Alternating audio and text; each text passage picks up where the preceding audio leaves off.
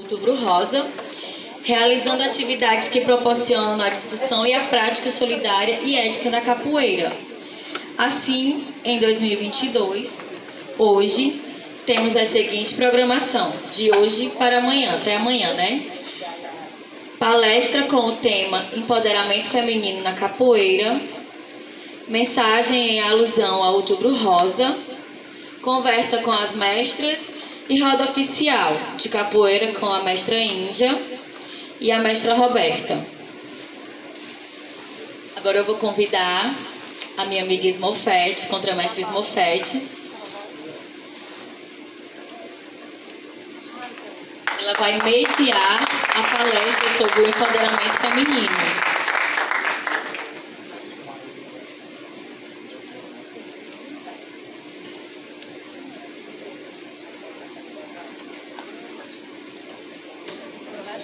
Boa noite. Boa noite. Como vocês já sabem, sou contramestre Smofete, aluna do mestre Macaco. Aqui eu convido a professora Silvia Maria Vieira, nossa palestrante, para o palco.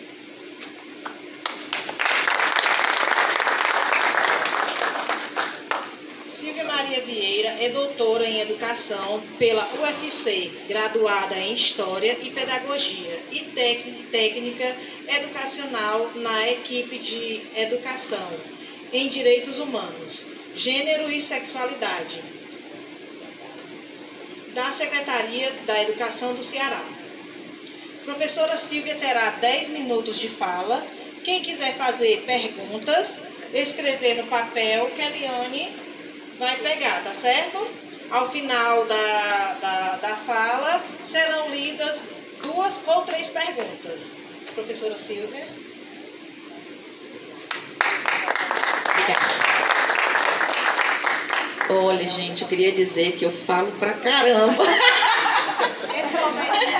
E 10 minutos é dizer oi, tchau, mas tudo bem. Estou muito feliz pelo convite da mestra Roberta, né, para estar aqui. É o primeiro evento de capoeira, não, mentira. É o segundo evento de capoeira que eu participo, porque o meu filho, desde pequenininho na escola dele, ele faz a capoeira, né, tem a faixinha branca, aí depois foi aquela corda amarelinha, clara. Fui para o evento, foi muito legal o batismo dele e tudo. E eu tenho uma relação muito grande, né, ancestral com todo o movimento de ancestralidade da cosmovisão africana, e a capoeira está bem presente nisso, principalmente o que tem a ver com o tambor, né? Desde criança eu escuto o tambor me chamando, e eu escrevo isso nos meus trabalhos, né? O tambor me chamava e a minha mãe dizia: menina, isso é coisa de macumba, menina, isso é coisa de macumba, né? E ele continuava me chamando, e eu estou aqui. Todos os meus trabalhos são relacionados a essa minha ancestralidade que vem com as minhas avós, com a minha mãe, com as mulheres da minha família, enfim, né? E com todos os meus ancestrais. Então, eu queria iniciar dizendo e pedindo licença a esses ancestrais, a essas ancestrais, né? Para poder ter esse pouquinho de conversa com vocês. E aí, gente, falar de empoderamento feminino dentro de um espaço que faz parte dessa cosmovisão africana, ou como a gente chama de africanidades brasileiras, né? Que é a capoeira, é falar desses elementos, né? Da musicalidade, da corporeidade, né? Da ancestralidade. E pensar nisso é pensar que nós vivemos numa sociedade que está na contramão de tudo isso, de todos esses valores. E aí eu gosto de sempre usar uma, que eu chamo de categoria, mas é um conceito, que é o conceito de colonialidade. Aqui alguém já ouviu falar nesse conceito de colonialidade? Não? Tem a ver com colonialismo. A gente sabe o que é colonialismo, a gente estudou, né, Nath? Eu sou professora de história, viu, gente? Então eu vou puxar a brasa para a minha sardinha. Então, assim, o colonialismo que a gente estuda lá na escola, nos livros de história, fala de quê? Fala de um país, de uma civilização, né, de um lugar geográfico que dominou o nosso continente e outros continentes. O que a gente está falando é da colonialidade. E o que é isso? É uma nova forma de colonização atual, né? Dessa modernidade, dessa conjuntura que a gente vive. Só que essa colonialidade, gente, não é uma dominação econômica, né? Uma dominação territorial como Portugal fez com a gente no Brasil. Uma dominação muito pior. Né? A gente costuma dizer que a gente tem mais ou menos uns 4 tipos de colonialidade, que é a colonialidade do poder, a colonialidade do saber, a colonialidade de gênero e a colonialidade do ser. O que é essa colonialidade do poder? A colonialidade do poder, ela está na base, na estrutura da nossa sociedade, a partir de uma coisa que a gente sofre na pele. Principalmente quem é retinto, é o racismo. Então, tudo que se refere à população negra e que reverbera, seja na cultura, seja na religião, seja em qualquer espaço que tenha a ver com preto, é discriminado. E a capoeira, em pleno século XXI, ainda é uma arte discriminada. Porque ainda se tem uma ligação de que o que é de preto é ruim. O que é de preto não é legal. O que é de preto sempre vai estar à margem. Né? E aí pensar nessa conjuntura que a gente vive é pensar que se a gente tem uma pele mais retinta, a gente está sob a mira do revólver. A gente está num lugar de alta periculosidade. E aí em todos os espaços, né? Onde é que estão a maioria da população? Quem é a maioria da população carcerária no Brasil? Né? Quem são as pessoas que mais são assassinadas no Brasil?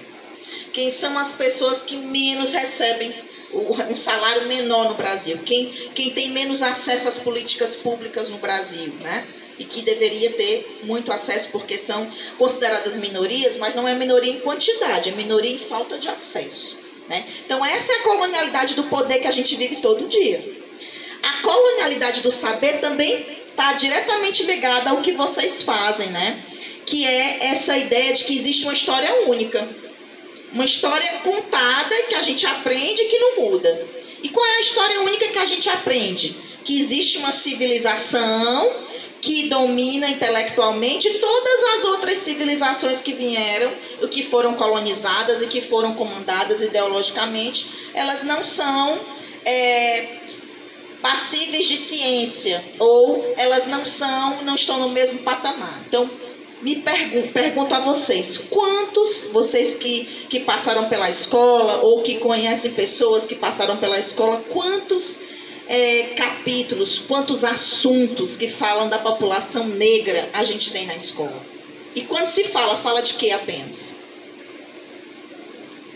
De quê? De escravidão.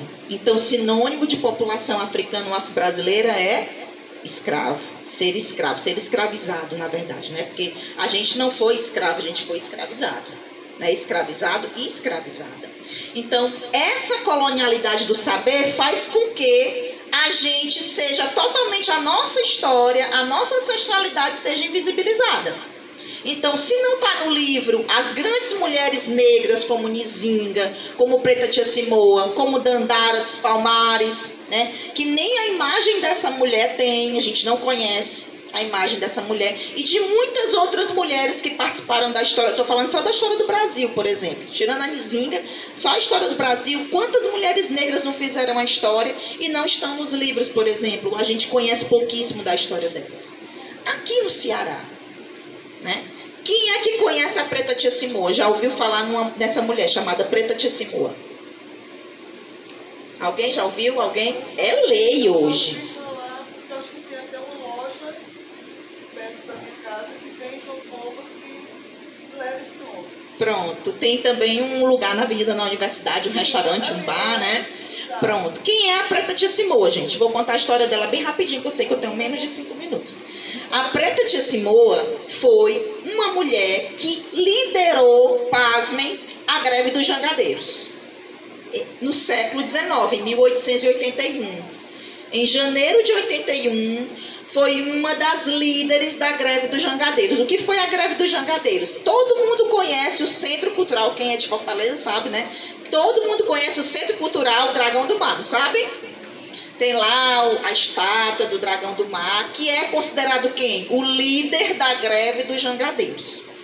Pasmem que essa é uma história oficial. Na verdade, o Dragão do Mar, que é o Chico da Matilde, ele não participou da greve de janeiro de 81. Quem participou e quem foi as grandes lideranças dessa greve foi o Luiz Napoleão e a companheira dele, a Preta Tia Simoa. Olha só. E a gente nunca sabe disso, é a história do Ceará, história nossa. História que, por conta dessa greve, o Ceará aboliu 4 anos antes a escravidão no Brasil, em 1884. Né? E a greve foi de 81. Né? Então, o que acontece? Esse grupo, né, que no caso o Luiz Napoleão era um prático mó, enfim, ligado ali ao transporte de carga e ao transporte de pessoas ali na Praia do Peixe ou ali na Praia de Iracema, ele e outros que trabalhavam naquele lugar, né, eles se recusaram a fazer o tráfico interprovincial. O que era isso? No Ceará, todo mundo diz que não existe negro porque não tinha cana-de-açúcar, né? Mas existiam muitos negros aqui, escravizados e não escravizados, né? Principalmente na cultura do charque, né? Com a questão dos vaqueiros, enfim, a cultura do charque aqui no Ceará, que é uma cultura que dava muito dinheiro, né? Então, o que acontece? Com as várias secas, com peste que teve, muitos escravizados foram transportados para outros estados, que a gente chama de tráfico interprovincial. Só que nessa época, nesse momento, no auge do movimento abolicionista e do movimento também das próprias população escravizada e alforriada, eles disseram, não, aqui no Porto do Ceará não se transporta mais escravizado para canto nenhum. E essa greve gerou todo um movimento que culminou, logicamente, a gente sabe que a abolição foi uma prática da elite, mas essa greve do povo negro, pressionou, né, a abolição da escravidão. E o que essa mulher tem a ver com isso? Porque quando a polícia foi prender os jangadeiros, ela chamou toda a galera. Era uma mulher muito conhecida, era a chamada de tia. Quem eram as tias? As quituteiras, as rezadeiras, as mães de santo, as mulheres que conheciam todo mundo, que vendia coisa na rua. Era uma mulher alforriada, né, também, com muito sacrifício que o marido e ela conseguiram a alforria, e eles também, a partir de um movimento, conseguiram a alforria de outras pessoas, e ela chamou todo mundo para a praia, mais de 1.500 pessoas na praia. E foi assim que esses jangadeiros não foram presos. E 3 dias de movimento. Então, assim, para a gente entender que a nossa história não é contada, que a nossa história é negada. E que quando se nega a nossa história, e quando a gente não conhece, a gente aumenta todas as nossas práticas racistas, a gente desconhece a nossa história, a gente não consegue se ver nesses personagens, nessas pessoas que foram de carne e osso.